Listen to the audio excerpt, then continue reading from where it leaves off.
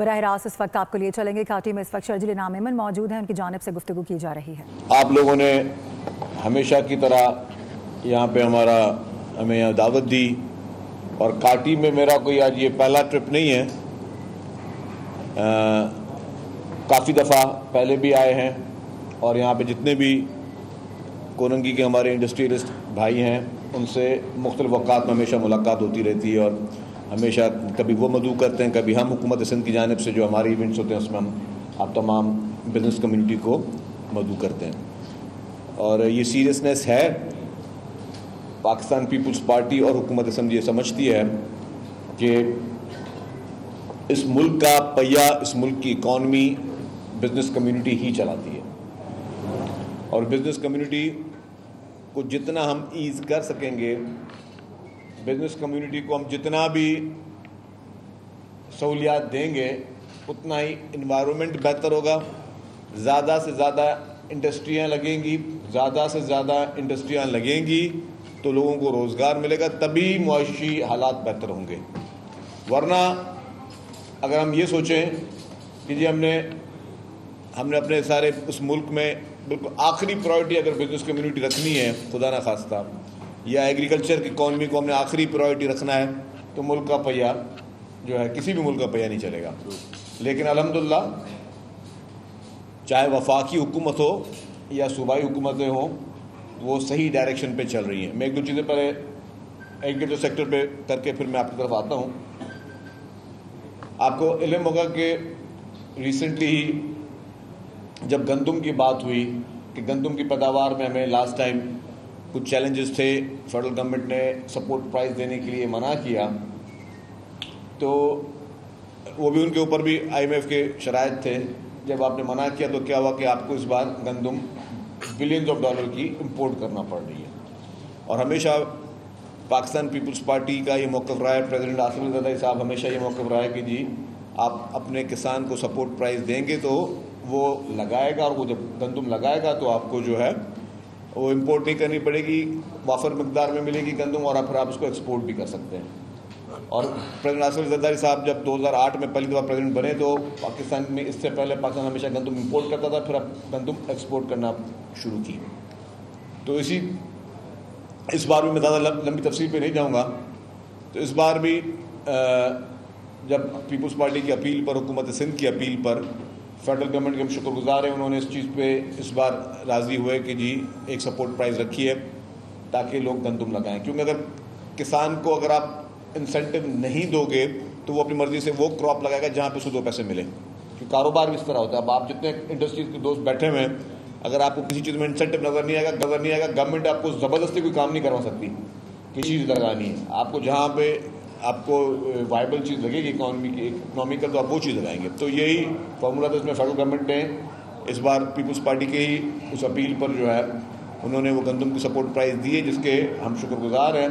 और फिर हुकूमत सिंध ने भी जो है वो इस तरह के एफर्ट्स लिए हैं इस बार कि हम उन गरीब किसानों को जो कि गुर्बत की लकीर के नीचे हैं, उनको हम खाद और यूरिया इस तरह की सपोर्ट दे रहे हैं। और इसकी तफसीलात जो है इसमें हम कल भी बात कर चुके हैं। अब आ जाए हमारी इंडस्ट्री का, क्योंकि गंदम जो बनती है वो भी गंदम भी आखिर में फिर फैक्ट्रीज़ में ही आती है आटा बनाने के लिए, तो उससे भी हमारे इंडस्ट्रियलिस्ट जो है उनको भी इकॉनमी सारी उसी चीज़ पे जो है रिलेटेड है। इंडस्ट्री हमारे लिए, हमारे मुल्क में बहुत ही इंपॉर्टेंट चीज़ है। और मैं समझता हूँ कि हमारे पास अभी प्रेसिडेंट आसिफ अली ज़रदारी साहब चाइना गए और चाइना जाके उन्होंने मुख्तलिफ चाइनीज़ बिज़नेस कम्युनिटी से उन्होंने मुलाकातें की। बड़ी बड़ी इंटरनेशनल कंपनीज़ जो थी, दुनिया की बेहतरीन कंपनीज़ जो हैं, उन्होंने उनसे मुलाकात की। और प्रेसिडेंट साहब की बात मुझे बहुत अच्छी लगी। प्रेसिडेंट साहब ने उनको कहा कि जी आप लोग आए इंडस्ट्री लगाएं डायरेक्टली, तो डेफिनेटली उन्होंने पूरे पाकिस्तान के लिए कहा कि जी आप पंजाब में भी आएँ, सिंध में भी आएँ, खैबर पख्तूनख्वा में भी आएँ, बलूचिस्तान में भी आएँ। तो क्योंकि हम लोग सिंध हुकूमत की नुमाइंदगी कर रहे थे तो वहाँ बैठे थे, तो ये भी प्रेसिडेंट साहब ने कहा कि अगर बाहर से कोई इंडस्ट्री आती है तो हुकूमत जो है आपको मुफ्त में ज़मीन देने के लिए तैयार है। आप फ्री ऑफ कॉस्ट हम आपको ज़मीन देंगे, आप लोग आके सरमायाकारी करें। यही अप्रोच है, यही अप्रोच होनी चाहिए किसी भी कामयाब मुल्क की कि आपको किस तरीके से लोगों को अट्रैक्शन देते हैं कि लोग आएँ और आप उनको राग़िब करें कि आपके मुल्क में आके इन्वेस्टमेंट करें। आपने वो ऐसा माहौल क्रिएट करना, और हमारे मुल्क में माशाल्लाह माहौल बहुत बेहतर है। हम अभी हुकूमत सिंध की बात करें, अभी खैरपुर स्पेशल इकनॉमिक जोन आप सबके इल्म में होगा, उसने इंटरनेशनल अवार्ड लिया है। पूरे पाकिस्तान में एक ही इकोनॉमिक जोन को इंटरनेशनल अवार्ड मिला है, वो आपके और हमारे खैरपुर स्पेशल इकोनॉमिक जोन को नेशनल अवार्ड मिला है। तो आप ये देखें कि हुकूमत सिंध की जो संजीदगी है उसकी नौयत क्या है। और ये आप फाइनेंशियल टाइम्स को पढ़ लें, आप मुख्तलिफ गैर मुल्की जरीदों को पढ़ लें कि किस तरीके से आपके इस प्रोजेक्ट को ओनरशिप दी जा रही है। मतलब पूरी दुनिया में हुकूमत सिंध जो पाकिस्तान पीपल्स पार्टी से 17 साल से जिसका ताल्लुक है, उसके उस प्रोजेक्ट को पूरी दुनिया में स्पेशली देखा जा रहा है। फिर मैं आ जाऊँ public private partnership. Public private partnership में आप दुनिया की रैंकिंग में देखें कि पाकिस्तान का नाम आ रहा है, और पाकिस्तान का नाम किस लिए आ रहा है? हुकूमत सिंध की वजह से आ रहा है। प्राइम मिनिस्टर शहबाज शरीफ साहब खुद मेरे सामने चीफ मिनिस्टर हाउस में उन्होंने एहसन इकबाल साहब को कहा कि आप सिंध हुकूमत के इस मॉडल से क्यों नहीं मुफीद होते, आप इनसे क्यों नहीं आप वो सीखते, या इनसे वो क्यों नहीं वो टिप्स लेते कि हम भी पूरे पाकिस्तान में पब्लिक प्राइवेट पार्टनरशिप का मॉडल है। पब्लिक प्राइवेट पार्टनरशिप में का मॉडल पाकिस्तान पीपल्स पार्टी की हुकूमत सिंध ने शुरू किया, उसको भी इंटरनेशनल रिकग्नाइजेशन मिली। फिर मैं एक जनरली हेल्थ की बात की। हेल्थ में आपके पास जो साइबर नाइफ है, पूरी दुनिया में 11 ममालिक हैं जहाँ पे कैंसर का इलाज जो है वो साइबर नाइफ जो इनकी एक प्रोसीजर है उसके थ्रू होता है। पूरी दुनिया में 11 ममालिक हैं, उसमें से पाकिस्तान एक है। लेकिन दुनिया में पाकिस्तान वाहिद मुल्क है जो साइबर नाइफ का इलाज मुफ्त में कर रहा है। अगर आप अमेरिका में या कहीं और जाके करें तो आपको 50,000 से 1 लाख डॉलर भरने पड़ते हैं। Either you are the citizen of the country, कुछ भी हो जाए, 50,000 से ज़्यादा, 50,000 या 1 लाख तक के बीच में इनके बैरियर्स हैं, उसमें आपको पे करना पड़ता है। हमारे पास फ्री ऑफ कॉस्ट होता है।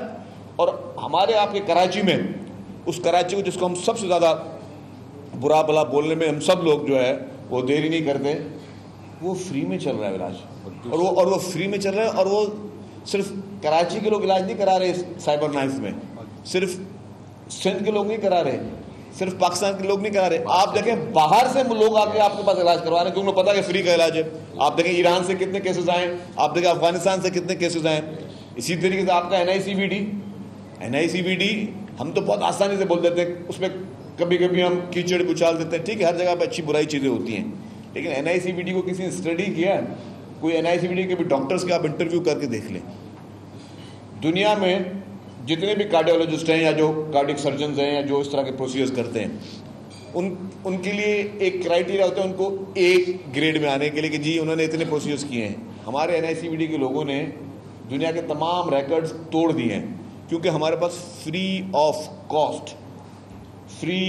कॉस्ट हमारे पास ये तमाम बीमारियों के इलाज हो रहे हैं मुफ्त में। और आप कितने लोग बैठे होंगे, अल्लाह सबको इन बीमारियों से बचाए। मैं भी उसका शिकार रह चुका हूँ उस बीमारी का। ये इकराम राजपूत साहब प्रेसिडेंट काटी हैदराबाद के हैं। इनके मेरे शहर हैदराबाद में मुझे सुबह को 4 बजे सीरियसली हार्ट अटैक हुआ, तो मैं भागता पहुँचा हैदराबाद के उस NICVD में, और मुझे उन्होंने जब चेक किया बोला जिसको हार्ट अटैक है। एक और मुझसे पहले क्यू में शख्स बैठा था, उनको पता था कि मैं हैदराबाद का ताल्लुक है मेरा, उनको पता है कि मैं मेंबर ऑफ असेंबली, उनको पता है मैं सीनियर मिनिस्टर हूँ। उनका जी इसको वेटिंग में रखो, पहले हम जो है दूसरे आदमी का इलाज करेंगे। Very good. तो मेरिट की भी मैंने आपको मिसाल आपको बता दूँ, सुबह के 4 बजे और फिर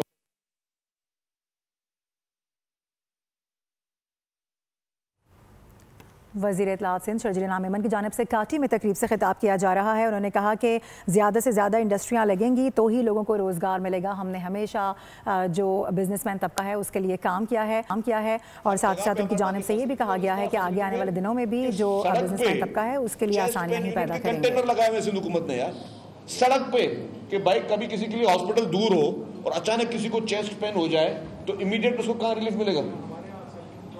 कोरंगी पे लगा हुआ है, ये मेरे दोस्त बता रहे हैं, कोरंगी पे लगा हुआ है। सड़क पे कंटेनर लगा हुआ है हुकूमत ने, जिस air condition container with the best health facility. अचानक किसी को मोटरसाइकिल चलाते हुए, किसी को वॉक करते हुए, किसी को ठेला या रेडी चलाते हुए किसी को कोई पेन हो जाए तो वो कहाँ जाएगा?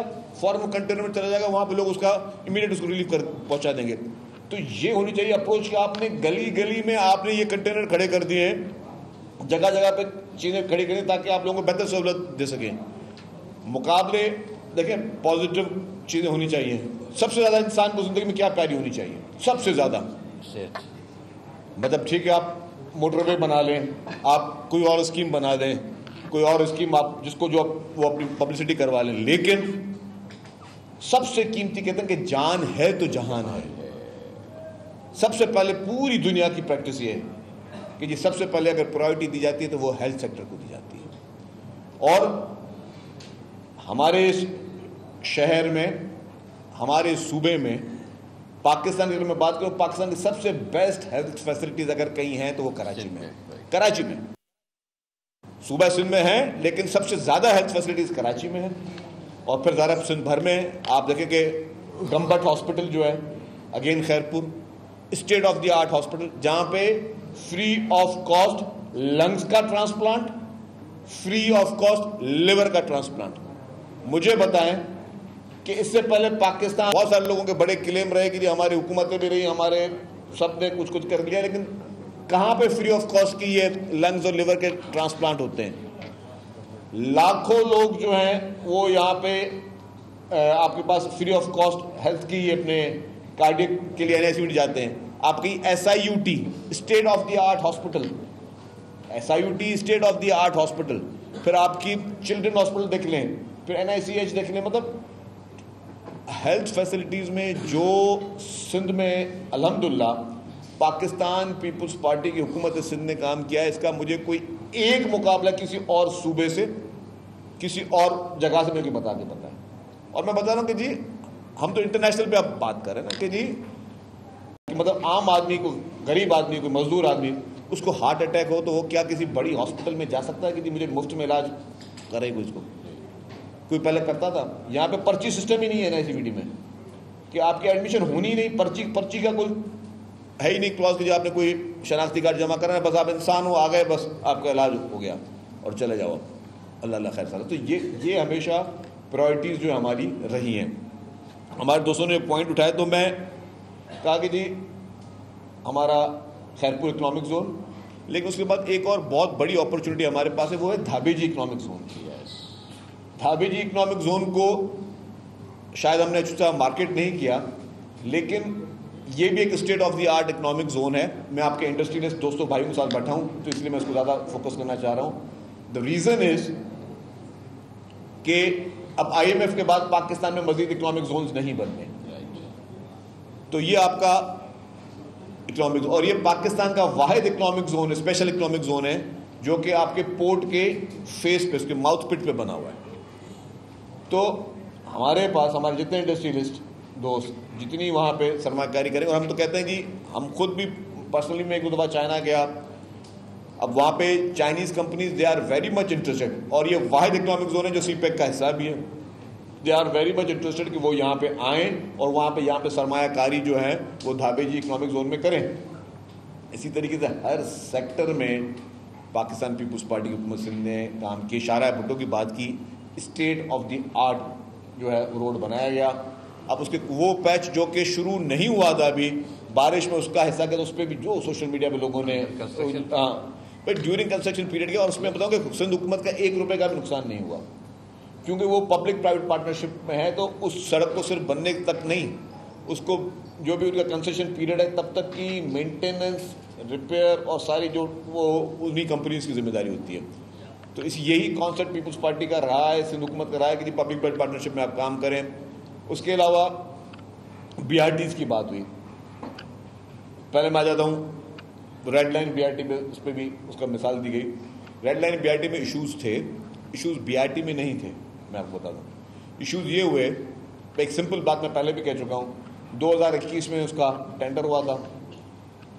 उस वक्त के जो ट्रांसपोर्ट मिनिस्टर साहब थे उन्होंने सारी चीज़ों को देखकर और बड़े अच्छे तरीके से वो टेंडर किया, शफाफ तरीके से टेंडर हुआ। उसके बाद 2022-23 के बाद आपको पता है कि इस मुल्क की इकॉनमी का क्या असर हुआ कि आपके जो डॉलर है वो डबल हो गया, सरिया का रेट कहाँ चले गया, सीमेंट का रेट कहाँ चलेगा। वो जिन कॉन्ट्रैक्टर्स ने पहले वो काम लिया हुआ था उन्होंने कहा जी मैं तो इतने पूरा नहीं कर सकता।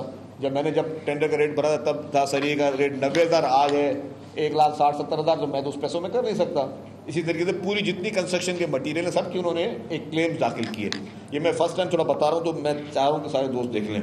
वो जो शुरू में एग्रीमेंट बना उसमें एक होता है डिस्प्यूट बोर्ड। डिस्प्यूट बोर्ड ने भी उनके जो क्लेम्स थे वो उन्होंने अप्रूव कर दिए कि ठीक है, किसी ने बोला जी 7 अरब का क्लेम है, 8 अरब का क्लेम है, तो वो अप्रूव कर दिया। किसी ने बोला जी मेरा ये मुझे नुकसान हो रहा है और जो मैं अपकमिंग जो प्रोजेक्ट करने हैं उसमें मुझे 10-12 अरब का क्लेम है, तो वो डिस्प्यूट बोर्ड ने उनके अप्रूव कर दिए। अब डिस्प्यूट बोर्ड के फैसले हमारे ऊपर बाइंडिंग थे एज पर द कॉन्ट्रैक्ट। मैं आज ये फर्स्ट टाइम ये चीज़ें बता रहा हूँ कि जो चूँकि ये चीज़ें लोगों को समझ में आना इंपॉर्टेंट है। अब हमने फिर चीफ मिनिस्टर साहब ने मीटिंग की, भाई अब क्या करें, तो हमने कहा जी हमें मौका दें कि हम उनसे कॉन्ट्रैक्टर से नेगोशिएशन करें। अब उसमें जिसका 7 अरब का क्लेम था उसको हाथ पांव बांध कर नेगोशिएशन करके हम लेके आए 2 अरब रुपये के क्लेम। मतलब जो हम पे बाइंडिंग थी कि हमें करना था, हम उसको नेगोशिएशन करके हम लेके अभी हमें 2 अरब रुपये का क्लेम है। मैं इसके लिए, इसकी ट्रांसपेरेंसी के लिए हर पॉलिटिकल पार्टी को आके वो प्रोजेक्ट दिखाने के लिए तैयार हूँ। हर बिजनेस कम्युनिटी को, तमाम ट्रेडर एसोसिएशंस को, हमें पता है वहाँ पे लोगों को तकलीफें हुई हैं और हमें उसका एहसास है। आज भी तक तकलीफें हो रही हैं, हमें एहसास है। लेकिन प्रॉब्लम असल में क्या होता है मैं आपको बताऊँ। ये कॉन्ट्रैक्ट्स बनते तो हमारी जो कंपनीज होती हैं, जो कि कंसल्टेंट होती है ना, वो कॉन्ट्रैक्ट्स बड़े बादशाह के नमूने से बनाते हैं। उन्होंने जी शुरू में कॉन्ट्रैक्ट का पहला क्लॉज क्या था, जो कि अब आपके पास होना है। मैं आपको ये बात तफसीलात इसलिए बता रहा हूँ कि आपके पास ये अब शुरू होना है कि जी काम तब तक शुरू नहीं किया जाएगा जब तक हमें राइट ऑफ वे नहीं मिलेगा। अब राइट ऑफ वे आप समझते हो कि इतना आसान है हमारे पास राइट ऑफ वे मिलना, जहाँ पे आपके पास के इलेक्ट्रिक भी मौजूद हो, जहाँ पे आपके पास वाटर बोर्ड भी मौजूद हो, आपके ड्रेनेज की लाइंस भी हों, आपके जो सुई गैस की लाइंस भी हैं, आपकी ऑप्टिकल फाइबर्स भी हैं। तो मैंने पहले दिन को कहा था यार ये कोई डेजर्ट नहीं है कि जहाँ पे आपको राइट ऑफ वे यूँ मिल जाएगा, या आपको बिट्स एंड पीसेस में राइट ऑफ वे मिल जाएंगे।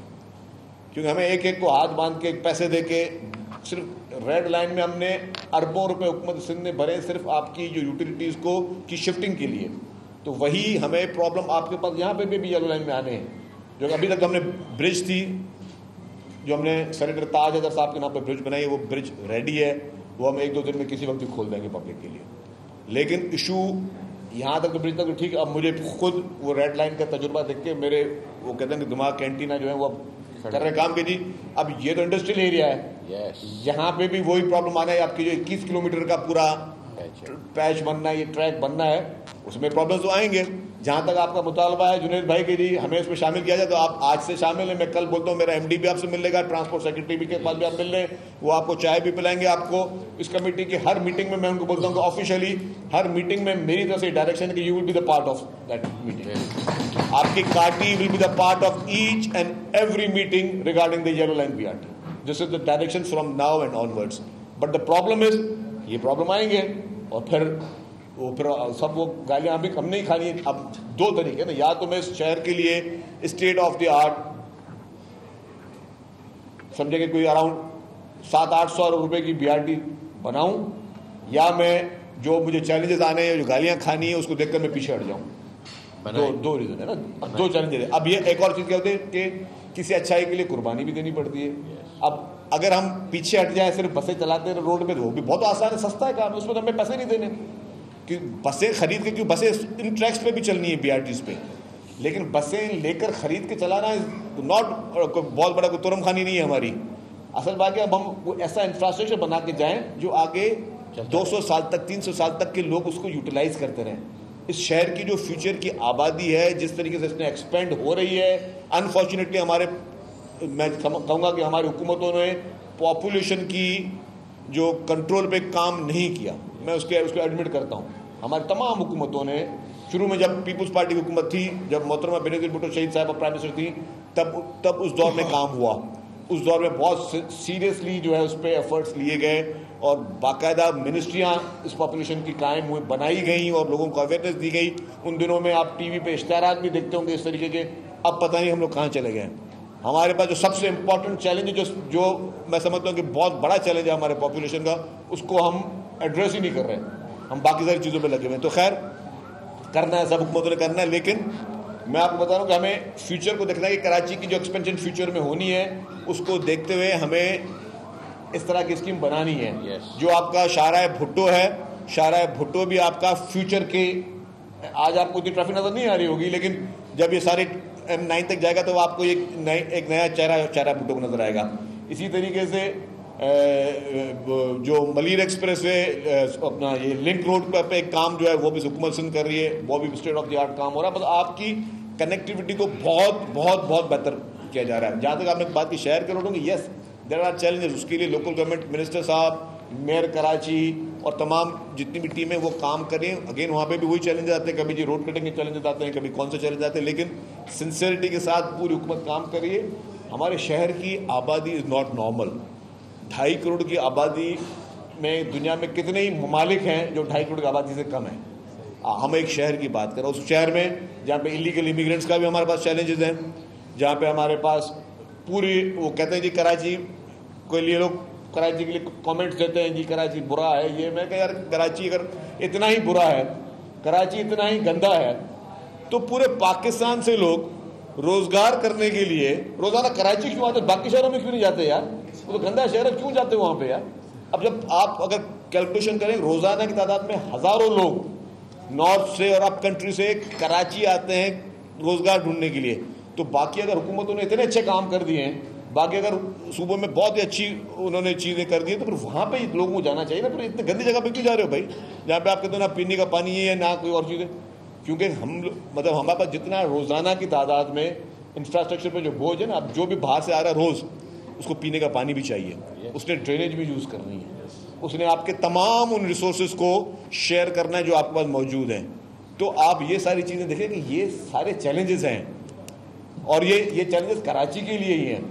तो लेकिन यस, हम किसी पे एतराज़ नहीं करते, पाकिस्तान सबका है, हम सबका है, जिसको आना है 100 दफ़ा है, 100 दफ़ा यहाँ पे आके अपने रोज़गार कमाए।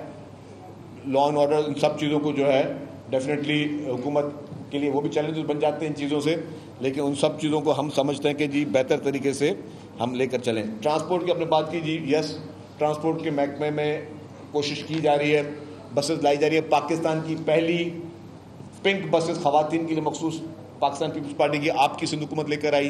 पाकिस्तान की पहली माहौलियाती ईवी बसेस, पहली ईवी बसेस, वो भी आपकी और हमारी पीपल्स पार्टी की सिंध हुकूमत उसने शुरू की। अभी मज़ीद ईवी बसेस भी आ रही हैं, अगले महीने इंशाल्लाह ताला डबल डेकर बसेस भी कराची के लिए आ रही हैं, मज़ीद ईवी बसेस भी आ रही हैं। और अभी चीफ मिनिस्टर साहब ने फिर एक अप्रूवल दिया है 500 और मज़ीद ईवी बसेस का, तो वो भी आ रही हैं। तो ईवी पे हम लोग बहुत ज़्यादा काम कर रहे हैं। जो हमारी yellow line BRT, red line BRT, ये ईवी पे नहीं थी, इनको भी हमने ईवी पे कन्वर्ट कर दिया कि हम उनको ईवी बनाएं। आपकी ईवी स्कूटर्स अल्हम्दुलिल्लाह आ चुकी हैं, जो कि हम दे रहे हैं ख़वातीनों को फ्री ऑफ कॉस्ट। आपकी जितनी भी फैक्ट्रीज़ में जितनी भी ख़वातीन काम करती हैं वर्कर, अगर उनके पास वैलिड ड्राइविंग लाइसेंस है और उन ख़वातीन के पास प्रूफ है कि जी वो काम कर रही हैं, जॉब कर रही हैं या कहीं पढ़ रही हैं, तो आप हमें लिस्ट दें उनका। हम एक सिर्फ टेस्ट कराएंगे कि जो उनको ड्राइविंग आती है, हमसे आप मुफ्त में वो ईवी की पिंक ईवी स्कूटर्स ले लें, जो कि माहौलियाती दोस्त होंगी और आप लोगों के, आपके उन वर्कर्स के लिए अच्छी होंगी। तो ये हुकूमत, और इसका करने का पीछे थॉट ऑफ पर्पज़ ये है कि हम चाहते हैं कि जी ख़वातीन जो हैं उनको वुमेन एम्पावरमेंट पे हम काम करें। वुमेन एम्पावरमेंट हमेशा पीपल्स पार्टी की पहली प्रायोरिटी रही है। शहीद मोहतरमा बेनज़ीर भुट्टो साहबा की प्रायोरिटी रही है, मोहतरमा आसिफ ज़रदारी साहब की प्रायोरिटी रही है, चेयरमैन बिलावल भुट्टो ज़रदारी साहब की प्रायोरिटी रही है कि जी वुमेन एम्पावरमेंट पे काम हो। तो उस पर हम लोग काम कर रहे हैं, और उसके बेशतर प्रोजेक्ट्स में गिनवा सकता हूँ। बीबी के दौर से first women bank, first women police station, उसके बाद प्रेसिडेंट आसिफ ज़रदारी साहब के दौर में जिस तरीके से BISP शुरू किया गया, जो कुछ लोगों को अच्छा नहीं लगता, लेकिन आज भी मैं समझता हूँ कि जिसको इंटरनेशनल इदारे रिकग्नाइज़ करते हैं कि आपके पास डेटा होना चाहिए कि गुर्बत की लकीर के नीचे है कौन आपके मुल्क में। अगर जिस हुकूमत को और जिस हुक्मरान को ये नहीं पता कि मेरे आज वो कौन से लोग हैं जिनको अगर मैं सपोर्ट ना करूँ वो बगैर रोटी के सोएंगे, तो उस हुक्मरान को हुक्मरानी करने का हक नहीं है। तो ये डेटा जिस तरह कलेक्ट हुआ और उसको इंटरनेशनली तरीके से बहुत ही आला मैकेनिज्म के साथ उसको कलेक्ट किया गया है कि जी वो डेटा हमारे पास मौजूद है कि अगर हमें कहीं सब्सिडी देनी है तो किसको देनी है, अगर हमें रमज़ान पैकेज देना है तो किसको देना है, अगर हमें किसी को भी कोई सहूलियत देनी है, अगर महीने महाना में कोई ऐसा घर है जहाँ पे 10 लोग रहते हैं और उनका रोज़गार का कोई उनके पास जरिया नहीं है, तो उनको आप क्या उनको छोड़ दोगे आप कि जी वो खुदा न खासा क्या लूट खसूट में चले जाएं या वो बैठ के क्राइम को बढ़ाते रहे? उनको आपने गवर्नमेंट ने सपोर्ट करनी। पूरी दुनिया में जो है वो गवर्नमेंट जो है वो वेलफेयर स्टेट होती है, इस तरह का सपोर्ट करती है। तो वो सारे सपोर्ट के प्रोजेक्ट, उसमें भी खवातीन को प्रायोरिटी दी गई। और मैं बता दूं, हमने रिकॉर्ड की बात करा था जहाँ पे कि हमारे जो कॉम्पिटिशन्स हैं वो इंटरनेशनल कॉम्पिटिशन, जैसे मैंने बताया आपको खैरपुर इकोनॉमिक जोन या हमारे पब्लिक प्राइवेट पार्टनरशिप या बाकी हमारे प्रोजेक्ट्स, लेकिन दुनिया की तारीख का सबसे बड़े में बड़ा, दुनिया की तारीख का सबसे बड़े में बड़ा हाउसिंग प्रोजेक्ट जिसमें मुफ्त में 21 लाख घर बनाए जा रहे हैं, जिसमें 8 लाख घर तैयार हो चुके हैं, लोग वहां पे मक्कीन हो चुके हैं, वो भी आपकी हमारी पाकिस्तान पीपुल्स पार्टी की हुकूमत से बना, दुनिया की तारीख का। मतलब इससे पहले कहीं पे ज़िलज़िला आया था, 8 लाख घर बने थे, 21 लाख घर, 21 लाख खानदान। कोई सोच सकता है? या अगर कोई बात बोले यार कैसे बनाओगे? यही पाकिस्तान पीपुल्स पार्टी हुकूमत से उन मुतासिरीन के लिए करे जिनके घर तबाह हो गए। अब फोकस क्या था? यस, कि जो आप अपने जिसके भी घर में बच्चे हैं तो आप ट्यूशन किसको पढ़ाते हो? जो सबसे कमज़ोर बच्चा होता है, जिसकी तालीम, जिसको समझते हैं कि यार वो कम, उसको हम ट्यूशन पढ़ाते हैं। इसी तरीके से हुकूमतें जो होती हैं वेलफेयर स्टेट, वो भी ये करती है कि जी जहाँ पे सबसे ज़्यादा जो शख्स बुरे हाल में उसको उसकी मदद करते हो। आप कहीं रास्ते पे भी खड़े होते हो, किसी सिग्नल पे भी खड़े होते हो, खैरात भी किसी को देते हो, तो आप बोलते हैं किसी मुस्तहिक को मिले खैरात, कि यार ऐसे को ना मिले जिसके पास कुछ मौजूद है, ऐसे को मिले जिसके पास कुछ नहीं है खाने को। तो इसी तरीके से जिन लोगों के घर तबाह हो चुके थे 2022 के तूफ़ानी सैलाब में, जिनके घर तबाह बर्बाद हो गए थे, जिनके पास रहने के लिए घर नहीं था, जो सड़कों पे पड़े थे, चारपाइयों में पड़े थे, ऊपर चादरें डालकर, चाहे वो सूबे से रिलेटेड इशू हो या सूबे से किसी भी कम्युनिटी से रिलेटेड इशू हो, वो फेडरल गवर्नमेंट में मुकदमा बहुत ही ज़बरदस्त तरीके से उस मुकदमे को पेश करते हैं। आपके जो नेपरा के इशूज़ हैं या गैस लेवी के इशूज़ हैं, जो भी इशूज़ हैं, डेफिनेटली मैं उनके सामने भी पेश करूँगा, वो पेश करेंगे। जितने भी हम लोग सूबाई हुकूमत है, मैं आपके पार्टी के दोस्तों को बता दूँ कि हम यहाँ पे एज ए वज़ीर नहीं आते, यहाँ पे हम आपके एज ए खादिम होकर आते हैं, और ये हमारी रेस्पॉन्सिबिलिटी है। ये यहाँ पे आके अगर हम कोई भाषण दे के कोई एहसान कराने या मीडिया कवरेज करने नहीं आते, हम यहाँ पे आते हैं कि हमने आपके एक एक इशू को संजीदगी के साथ सुना है। जो इशूज़ आपने यहाँ पे रेज़ किए हैं या वो इशूज़ जो आपने अंदर कमरे में मीटिंग में रेज़ किए हैं, एक एक इशू को आपको बहुत जल्दी उसकी फॉलोअप मीटिंग्स मिलेंगी। और ये हमारी रेस्पॉन्सिबिलिटी कि हमारी ताजर बरादरी को कि जितने भी मसाइल हैं उनको हल करें, क्योंकि अनफॉर्चुनेटली एक प्री प्लान तरीके के साथ 1985 से इस सूबे के खिलाफ एक साजिश शुरू की गई। सिंध सूबे के खिलाफ एक साजिश 1985 के बाद की गई, और वो साजिश ये थी कि इस सूबे से किस तरीके से हम इन्वेस्टमेंट को मूव करें, लोगों को डराएं, यहाँ पे फसाद कराएं, यहाँ पे अननेसेसरी वो कहते हैं कि जी मसनूई तरीके से पार्टियां बना के, मसनूई तरीके से फसादात करा के लोगों को इस तरह ऐसा माहौल पैदा किया गया कि यहाँ से इंडस्ट्री यहाँ जाएँ, यहाँ से लोग शिफ्ट हों। और कुछ लोग गए भी सही, मैं उसको मानने में मुझे कोई वो नहीं है, ठीक है, कुछ लोग उस साजिश में कामयाब हो गए, लेकिन जो लोग गए सो गए। जो जिन लोगों ने अपने पैर जमा करके आज यहाँ पे मौजूद हैं, आप लोग हमारे कौमी हीरोज़ हैं। आप इस पाकिस्तान के कौमी हीरोज़ हैं, आप इस सूबे के कौमी हीरोज़ हैं, आप हम इस हुकूमत के लिए कौमी हीरोज़ हैं, आप पाकिस्तान पीपुल्स पार्टी के लिए कौमी हीरोज़ हैं। आपकी हर मुश्किल में हम आपको 24 घंटे अवेलेबल मिलेंगे, एज आपके खादिम अवेलेबल मिलेंगे। आप हमें अपने एज ए मैनेजर करके ट्रीट करें कि जी हम आपके एज ए मैनेजर हैं। आपके जो मसाइल हैं, जो आपके मसाइल हैं, ये मेरी पाकिस्तान पीपुल्स पार्टी के एक रुकन की हैसियत से, एक सिंध हुकूमत के एक नुमाइंदे की हैसियत से, ये मेरी आपसे कमिटमेंट है कि हम आपके हर प्रॉब्लम को रिजॉल्व करने के लिए हम लोग मौजूद होंगे। कहीं पे थोड़ी कमी कोताही हो सकती है, थोड़ा डिले हो सकता है, लेकिन चीज़ होगी ज़रूर। ये मेरी आपसे कमेंट, जितने आपने चीज़ें रेज़ की हैं जायज़ रेज़ की हैं, और ये हमारी रिस्पॉन्सिबिलिटी है, क्योंकि आप टैक्स पेयर हैं, आप इस मुल्क का असासा हैं, इस कौम का असासा हैं, और ये हमारी हमें तो आपको आंखों पे पलकों पे रखकर जो है आपके मसाइल को हल करना है। मैं ज़्यादा टाइम नहीं लूँगा। बहुत बहुत शुक्रिया। Thank you very much. Pakistan जिंदाबाद। मेरी आप सबसे रिक्वेस्ट है जिस तरीके से शफीक इनाम मेमन साहब ने हेल्थ के हवाले से, ट्रांसपोर्ट के हवाले से, पैसेंजर के हवाले से बात की, मेरी आप सबसे रिक्वेस्ट है एक प्रोफेसर का ये बता दें शफीक इनाम मेमन साहब। वज़ीर इत्तलाफ़ सिंध शर्जील इनाम मेमन की जानिब से काटी में तकरीब से खिताब किया जा रहा था। बिजनेस कम्युनिटी से मुखातिब थे। उनकी जानिब से कहा गया कि हर तरह से कोशिश की है कि पूरे पाकिस्तान के अंदर जितना भी बड़ा तबका बिजनेस कम्युनिटी का है उसके साथ मिलकर काम करे। ख़ास तौर पर कराची के हवाले से उन्होंने कहा कि सदर ममलिकत ने भी इस हवाले से बड़ा काम किया है, किसान को सपोर्ट प्राइस देंगे, ये भी उनकी जानिब से कहा गया। उन्होंने कहा कि पूरा जो पाकिस्तान है वो कराची यानी माशी हब आता है कमाने के लिए, फिर क्यों कहा जाता है कि कराची बुरा है? अगर कराची बुरा होता तो लोग यहाँ पर ना आते। और साथ ही साथ सेहत के सहूलियात के हवाले से भी उन्होंने कहा कि सेहत की सहूलियात में भी इस वक्त सिंध गवर्नमेंट जितना काम कर रही है वो काबिल तहसीन है। सब्सक्राइब करें और बेल दबाएं ताकि कोई खबर रह न जाए।